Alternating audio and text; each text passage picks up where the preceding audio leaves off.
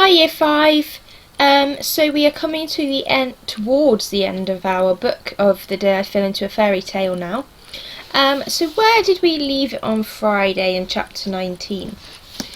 Lana and Harrison have been caught by the little old man in the story, and now they are trying to trick him by Lana telling a fairy tale of her own. So we are now going to hear what Lana kind of made up the story that she's telling Harrison, and the little old man's listening intently. Chapter 20. Once there was a little boy and a little girl whose father died suddenly, leaving them and their mother all alone in the world. To begin with, their mother was very upset and cried day and night, but as time went by, eventually she was able to smile when she thought about the wonderful times they had shared as a family. More time passed, and their mother decided it was time to get married again. One day, while she was gathering firewood in the forest, she met a little old man wearing extremely fashionable purple clothes, and shortly after she decided to marry him. Lana saw the little old man pause as he put another log on the fire. She smiled to herself, knowing that everyone loves a story where they can see themselves as one of the characters. Just going to make that a bit clearer. A year after they were married, the couple had a baby daughter. "Don't worry," the little old man reassured his wife. "Just because we have our own child, I won't forget about my stepchildren. I'll treat all our children just the same." But he didn't.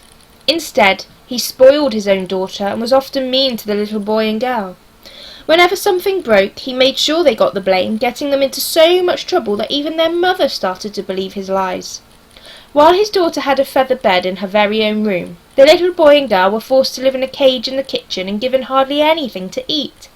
Soon they were so miserable that they decided to run away. "But where will we go?" the little girl asked her brother. "The forest," he answered.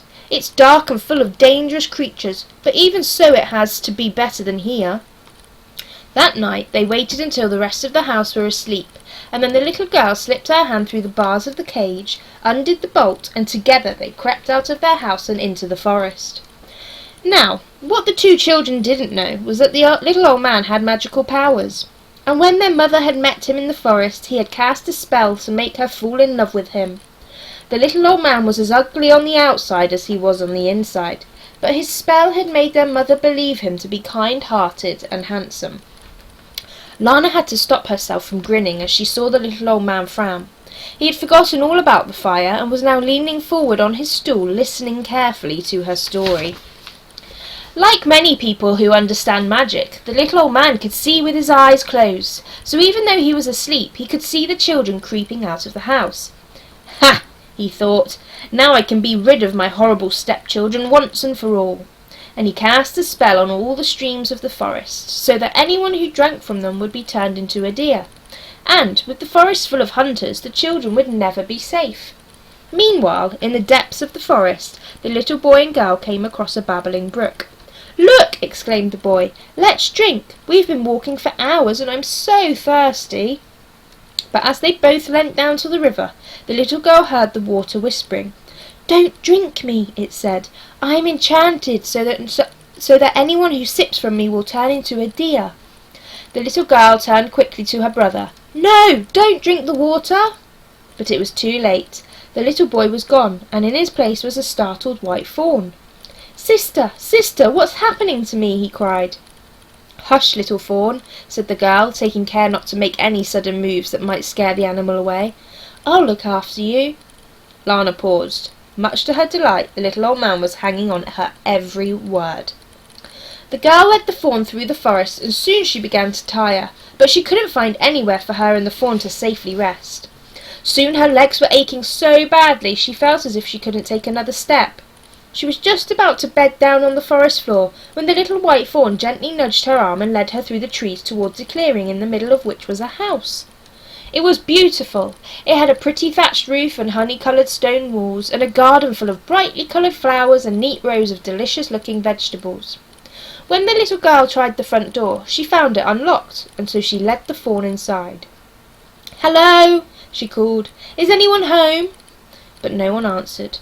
"Come, dear brother," she said to the fawn, "let's look after this house until the owner returns, and hopefully they will be kind enough to let us stay."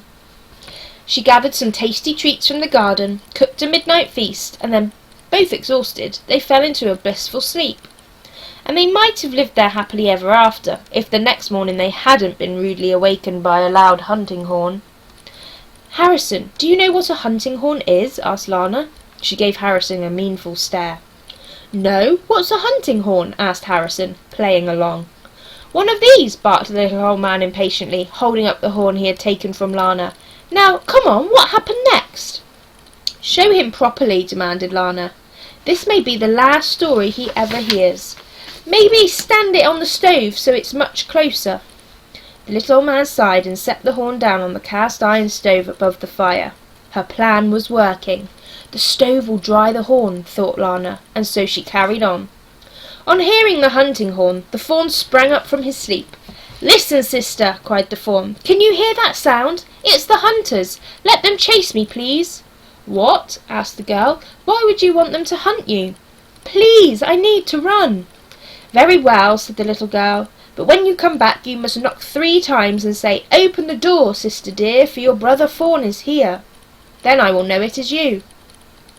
The little girl opened the window and the white fawn sprang out, over the garden fence and after the huntsman. All day long he taunted them, staying just out of range of their arrows. Then, as night fell, he trotted back to the cottage. Just as the girl had told him, he knocked 3 times with his hoof and called out, "Open the door, sister dear, for your brother fawn is here." The little girl flung open the door and threw her arms around his neck. "Thank goodness you're safe," she cried. Then she led him inside, gave him his supper, and they curled up to sleep, she in her feather bed and he on his pile of hay beside her. But the next morning they were once again woken by the sound of a hunting horn. "A what?" asked Harrison. Even in the darkness of the cage, Lana could see a twinkle in his eye. "I already told you," said Lana, pretending to be annoyed. "A hunting horn." "Of course," said Harrison. "Like the one on the stove." "Shh!" said the little old man. "Stop interrupting." "Please let me go with the hunters again," exclaimed the fawn. "Absolutely not," said his sister. "You were lucky last time, but it's too dangerous." "Please," begged the fawn. The girl felt she had no choice but to let him go, and once again he went bounding off through the forest to join the hunt. But this time he wasn't so lucky. The head huntsman shot an arrow in his leg, and though the fawn still managed to limp back to the house, the huntsman tracked him and then watched from the bushes as the little fawn knocked 3 times and called out, "Open the door, sister dear, for your brother fawn is here." The girl opened the door and ushered the fawn inside. Thought the huntsman, "so that's where he lives. A snow-white fawn. Very unusual. What a prize his head would make, stuffed and mounted on the palace wall. I'm going to tell the king about this." And he snuck away without being seen. When the girl saw that her brother was wounded, she was overcome with worry. "That's your last hunt," she said as she bandaged his leg, wrapping it with herbs from the garden. "It is too dangerous." "But you don't understand," pleaded her brother. "Every drop of my blood yearns to run." That night the little girl was so worried she hardly slept. Sure enough, as dawn broke, they heard the horn again. "Have you ever heard a hunting horn?" Lana asked Harrison, giving him another pointed look. "Oh, will you both stop interrupting?" said the little old man crossly. "Well, I'm sorry, but we're just trying to get into the story," said Harrison. "I've never heard a hunting horn before." Unable to contain his annoyance, the little old man snatched the prince's horn from the stove and blew. Much to the children's delight, a rich and deep tone echoed out of the cottage and across the forest. "It sounds like that. All right? Satisfied? Now, Lana, tell us what happened to the fawn." Harrison and Lana looked at one another. Lana's plan had worked. The little old man had blown the horn. Now they just had to hope the prince had heard it and come in time. "Well?" demanded the little old man. "Sorry," said Lana, expecting the prince to arrive at any minute. "Where was I?" "The huntsman has discovered where his fawns live." "Ah, yes," said Lana. She glanced towards the door. "Then get on with it," snarled the little old man. Lana cleared her throat and continued with her story. Sure enough, as dawn broke, the horn sounded again. The fawns wound had miraculously healed, and once more he bounded off through the forest, eager to join the hunt. But the king had now been told of the fawn, and had other plans. He had ordered the hunters to chase, but not fire, and while the fawn was running through the forest, the king paid a visit to the cottage. He knocked 3 times on the door as he'd been instructed by the head huntsman, and then called out, "Open the door, sister dear, for your brother fawn is here." The door opened, and suddenly the latch of the cottage clicked and the back door swung open. Lana and Harrison sat up, beaming, ready to greet the prince. Then their faces fell, because towering in the doorway, wrapped in a purple and gold silk cloak, was the witch. And that's the end of chapter 20. So we've got 2 more chapters left, and then the epilogue at the end. Okay, so what do you think is going to happen in these last few chapters? Are they going to get out safely? What's going to happen to the old man and the witch, do you think? Come back tomorrow and we'll find out what happens next. Bye!